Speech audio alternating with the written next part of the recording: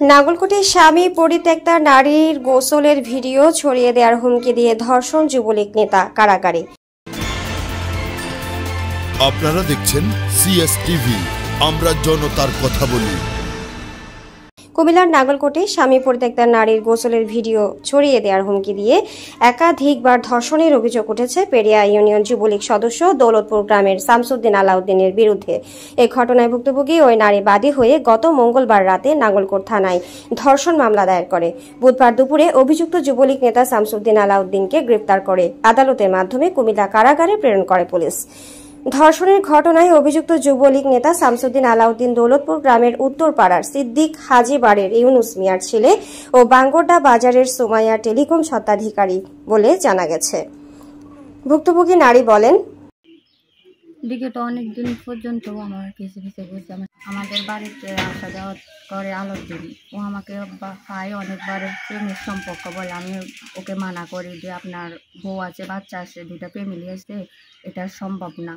তারপরে উনি বলতেছে দুইটা ফ্যামিলি থাকলে কি হবে, আমার টাকা পয়সা আছে, সব কিছু আছে, আমি তোকে খাওয়াইতে পারবো। আমি তারপরে ওনাকে বারবার ফিরিয়ে দিচ্ছি। উনি পরে এটা অন্য একটা ব্যবস্থা করছে। আমি একদিন গোসল করতেছি, আমাদের বাড়িতে কেউ ছিল না। আলাউদ্দিন আমার একটা গোসলের ভিডিও করে ওইটা দিয়ে আমাকে অনেকবার ব্ল্যাকমেল করে আমার সাথে শারীরিক সম্পর্ক করার পরে আমাকে বলছে বিয়ে করবে। সম্পর্ক করা অবস্থা ও বারবার বলছে আমাকে বিয়ে করবে, অসুবিধা করতে। আমি তো তোর সাথে যত সম্পর্ক করতেছি, আমি তোকে বিয়ে করবো, আমি তো তোর ছেড়ে দিব না। পরে উনি ডিসেম্বরের দিক থেকে আমি বলছি জানুয়ারিতে তো আমাকে বিয়ে করতে হবে। আমি ওকে ডিসেম্বরে এই কথাটা বলার পরে ও ডিসেম্বরের থেকে আমার থেকে যোগাযোগ করা বন্ধ করে দেয়। আর আমার সাথে যোগাযোগ করে না। আমি ফোন দিলে ফোন রিসিভ করে না, আমাকে ব্লক মারিয়ে দেয়। পরে এটা আমি একটু বিষ খাই ফেলি, ওর প্রতি ঘৃণ করে। আমি তো আমার এরকম জীবন থেকে মরে যাওয়া ভালো, তাই জন্য আমি বিষ খেয়ে ফেলি। পরে এটা গ্রামের মাধ্যমে যায়, গ্রামীরা ওকে জিজ্ঞেস করে, গ্রামীরা আনে আমার রাত্রে। আমি যেদিন বিষ খাই ওই দিন আমার ঘরে ওকে আনলে আমি ও সবার সামনে বলে আমাকে বিয়ে করবে, 1 সপ্তাহ সময় দিতেছে। আমি বলছি না, আমি ওর মুখের কথা বিশ্বাস করি না। আমি ওর হাতে কোরআন শরীফ তুলে দিছি, তো আল্লাহর কোরআন ছুঁয়ে বলছে আমাকে বিয়ে করবে। তারপরের দিন আমি আবার অসুস্থ হয়ে যাই। অসুস্থ হলে ও পরের থেকে আমি হাসপাতালে থাকা অবস্থা আমি ফোন দিই, ও আমার ফোন রিসিভ করে না।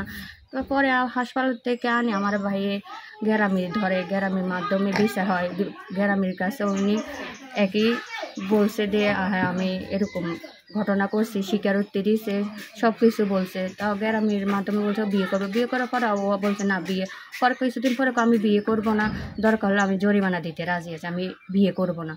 তাও গ্রামের বলছে ঠিক আছে, তুই যাতে বিয়ে করবি না, জরিমানা করবি। তাহলে ওকে 2 লাখ টাকা জরিমানা করছে।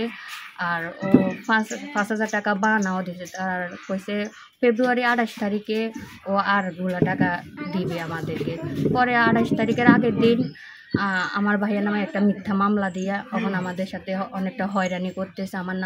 আমার ভাইয়ের নামে মামলা দিতেছে, গ্রামের মাধ্যমে যারা আমার পক্ষে থাকে তাদেরকে হয়রানি করতেছে একটা মামলা দিয়ে আলাউদ্দিনে। গ্রামীরা যারা আমার সুষ্ঠু বিচার করছে, আমার পক্ষে আছে, ওদেরকে একটা মামলা দিয়েছে। আমার আম্মুকে দিয়েছে, আমার ভাইয়াকে দিয়েছে, আমার একটা দুইটা কাকারে দিয়েছে, একটা ভাইকে দিয়েছে। ভাই অনেকজনের মামলা দিয়েছে গ্রামের লোকেদেরকে। ও এখন গ্রামের লোকেরাও এটা নিয়ে একটা হয়রানি হতেছে মামলা। সেই মামলাটা করলো ওরা আমার পক্ষে আছে, তাই জন্য ওকে হয়রানি করতেছে এটা বলে মামলাটা কোর্টে দিছে। জি, বিয়ে করার কথা ছিল, এটা আমাদের গ্রামেও জানে। আমি গ্রামে কেউ বলছে আমাকে বিয়ে করার জন্য না, আমার যে সম্মানটা এটা তো নষ্টই করে ফেলছে। এখন ও করতেছে পুরো এলাকায়, ও সিসি করতেছে আমাকে নিয়ে। আর ওকে নিয়ে ও মানুষকে বলে আমাকে 5 লাখ টাকা দিয়ে আমার সাথে খারাপ কাজ করছে।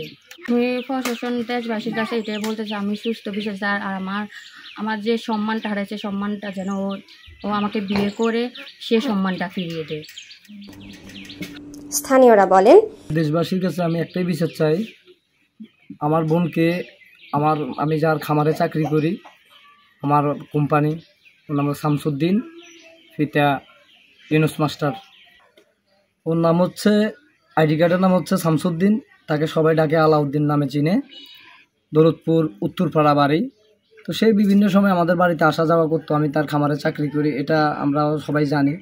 যাওয়ার সময় একদিন নাকি আমার বোনের গোসলের সময় সেই ভিডিও করে তাকে ব্ল্যাকমেল করে নির্মমভাবে ধর্ষণ করে বিভিন্ন জায়গায় নিয়ে তখন এটা আমার কানে আসে নাই। যখন আমার বোন বিষ পান করে। ওই দিনই আমি বুঝতে পারি যে আলাউদ্দিনে আমার বোনকে ধর্ষণ করে। তখন আলাউদ্দিনকে যখন আমরা ঢাকিয়ে আনি জিজ্ঞাসা করি, সেই গ্রামবাসীর কাছে 1 সপ্তাহ সময় চাই যে ও সুস্থ হলে আমি তাকে বিয়ে করব। তারপর 1 সপ্তাহ যাইতে যাইতে 10-15 দিন চলে যায়, সে ধরা দেয় না। তখন আমি সামাজিক ও আমার গ্রামবাসীর কাছে বিচার চাই। বিচার চাওয়ার পরে তার শ্বশুর ও তার ভাই শাহাবুদ্দিন সহ জড়িত হয়ে একটা বিচার করে তার শ্বশুর বাড়িতে সাইজানিয়াতে। তো আমি আমার পক্ষ থেকে আমাদের গ্রামের থেকে 6-7 লোক নিয়ে যাই। নিয়ে যাওয়ার পরে তারা সব কিছু বিবেচনা করে একটা শুরুর দিকে যায় যে তার আগেরও 2টা বউ আছে, একটা তো এই ধরনের কাহিনী হয়ে বিয়ে হয়েছে, এখন আর একটা মেয়েকে বিয়ে করে সে কী করবে, তো তা ওর জীবন নষ্ট করে দিবে। তো আমি সমাজের কাছে বলছি যে আপনারা যেটা ভালো মনে করেন ওটাই আমি আশাবাদী। বলার পর 2 মাস সময় নিছে, সেই 2 মাসের মধ্যে যে কোনো একটা ফয়সালার দিকে যাবে। 2 মাসের ভিতরে ফয়সালাতে না গিয়ে সে আমার নামে একটা মিথ্যা মামলা দিয়ে দেয়। যখন আমার নামে মিথ্যা মামলা দিয়ে দেয়, আমি কিছু না পেয়ে আমি ইমার্জেন্সি কল করি আপনার নাম্বারে। কল করার পর আমাকে ওসি স্যারে কল দিয়ে থানায় ডেকে নিয়ে যায়। নিয়ে যাওয়ার পরে আসামিকে অ্যারেস্ট করে।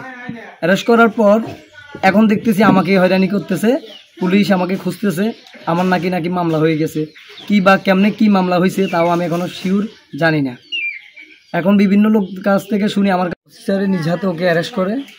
অ্যারেস্ট করার পর ওকে চালান করে দেয়। এখন আমি দেশবাসীর কাছে সুস্থ বিচার চাই আইনিভাবে।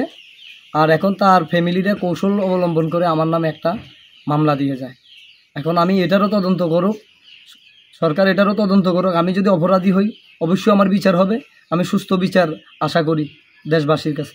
আমি বলতে চাই যে সে তার কাছে টাকা পয়সা আছে, টাকা পয়সার গরমে সেই বিভিন্ন ধরনের কৌশল অবলম্বন করবে। আমি চাই দেশবাসীর কাছে, আমি গরিব মানুষ হিসাবে আমি যেন একটা সুস্থ বিচার পাই এই সরকারের কাছে। আলাউদ্দিন এখানে আসে যাওয়া করে, ঠিক আছে, আমরা তো মনে করছিলাম ও অত বিয়ে করছে, নাহলে কি আর ট্রিটমেন্টে এরকম আর কি ইয়ে করে। তো হরে যে তখন 20 খানার পরে যেন বুঝছি যেন বিয়ে করে না, এতটা এনে সম্পর্ক করছে এই আর কি। এর পরে গ্রামীরা বই 20,000 করি ফিরে একটা এতটা ফয়সালা করছে। ইয়ার হরে দিয়ে মানিকের লাই মামলা একটা দিব রয়েছে বুয়ে, ওনারা তো কোনো কিছু একজন না, একজনের ঘরের খবর আর একজনে জানেনি। আর অন আলাউদ্দিনে কিন্তু এখানে আসা যাওয়া করতেছেন সবসময়। আটা মনে হচ্ছে যেমন বিয়ে হয়ে গেছে গো পৌড়ে। জামাই বললানি চালা পড়া করতেছেন, ফিরিমেন্টে চলতেছেন, আনা মনে হচ্ছে পৌড়ে বিয়ে হয়েছে, নাহলে কি আর মানুষ এরকম চলাফেরা করতে পারে।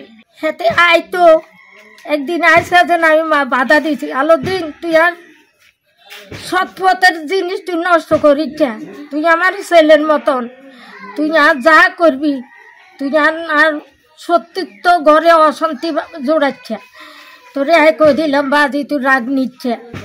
আর এই বেজ্জতি আর আর জগতে বেজ্জতি করিস, সোজা কথা। আর তোর কাছে আল্লাহ তরফে মাপ চাই। পরে হাতের এই কথার পরেও হাতে আমার ঘরে এরকম আইছি। এরা হয়তো বাজিরে হেডের দান্দায় ওই মাদ্রাসাত কাম করতাম যাই গই। পরবর্তীতে হাতে এবারে নাকি ফলটি লইয়া লাইছে, লইয়া এবারে মানিয়া কি থাকবো, এই মুখ মানুষের কিভাবে দেখাইব, গ্রামবাসীকে কিভাবে দেখাইব, বাবুনের মাওর কেনে দিয়ে দেখাইব, এগুলো নিজের জীবন নিজে দিতে গেছে। সবার কাছে বলতে চাইছে আমি এটার বিচার চাই। হাতে কইছে কোরআন শপথ করছে জানুয়ারিতে নাকি ফেব্রুয়ারি মাসের মধ্যে হাতে কইছে বিয়ে করবো, হাতে বিয়ে করে না, কারণ তাল্লা বিষ গেছে। নাঙ্গলকোট থানা অফিসার ইনচার্জ একে ফজল হক বলেন, অভিযুক্তকে আটক করে কারাগারে প্রেরণ করা হয়েছে এবং ভুক্তভোগী নারীকে মেডিকেল পরীক্ষার জন্য কুমিল্লায় প্রেরণ করা হয়েছে। আপনারা দেখছেন CS টিভি, আমরা জনতার কথা বলি।